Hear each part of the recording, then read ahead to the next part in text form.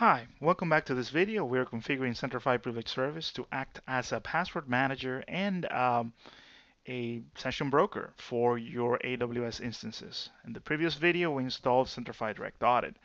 As you can see here, we finished the installation and everything seems to be going fine. One way that I can see right away if Direct Audit is working is by opening Direct Audit Analyzer.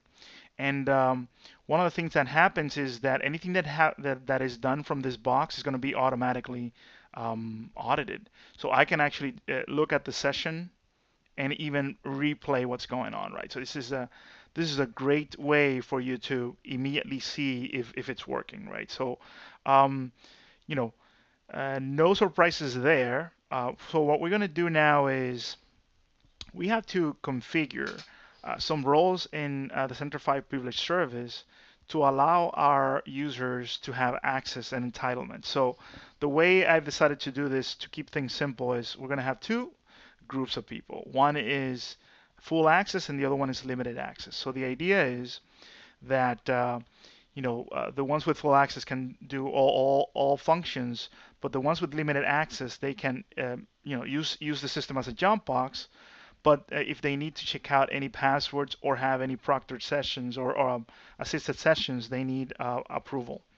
So it all starts at this level, and we need to go to the cloud manager, and we have to work with roles, right? So roles and rights allow Centrify Privilege Service to control what people can do and what applications they can see. So I'm going to add a role. The first one is going to be called CPS Full Access,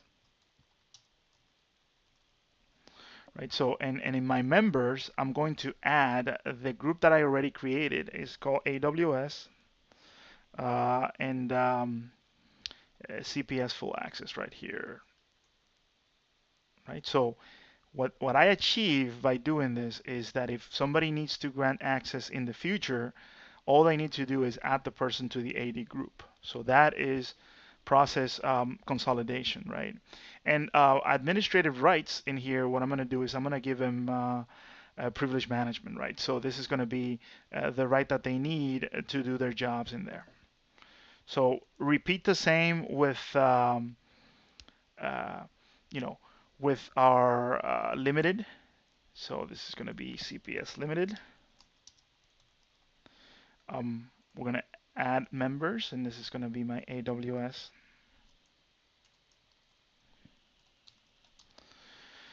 So this is my limited here. We're going to add, and in administrative rights, we're going to add, and this is going to be privilege management limited.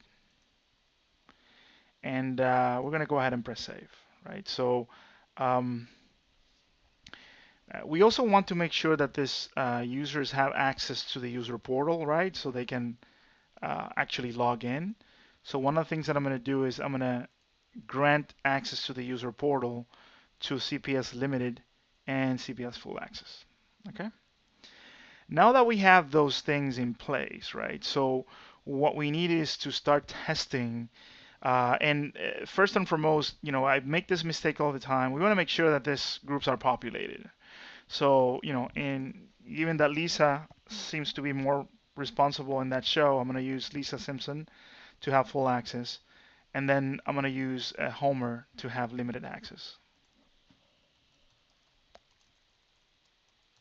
Right? So one of the things that I need to make sure is, we want to verify that the users have a method for step-up authentication. So I'm using the blog's email and a phone that I have, as a step-up method, because by default, when somebody's logging in for the first time, there's a policy that is typically implemented, and this policy is for login authentication. So what that means is if the user is logging in for the first time, so it's a web client that doesn't have a cookie, they have to provide step-up authentication to be able to log in. So this is a good security control, right? We don't want to make things simpler. We want to make sure that we provide some degree of step-up or strong authentication We will revisit this topic later, but the first thing you need to do is make sure that your Active Directory users have at least an email address or a phone that they can be called back by the system. So in the next video, we're going to verify that users can actually log in, and we'll go from there.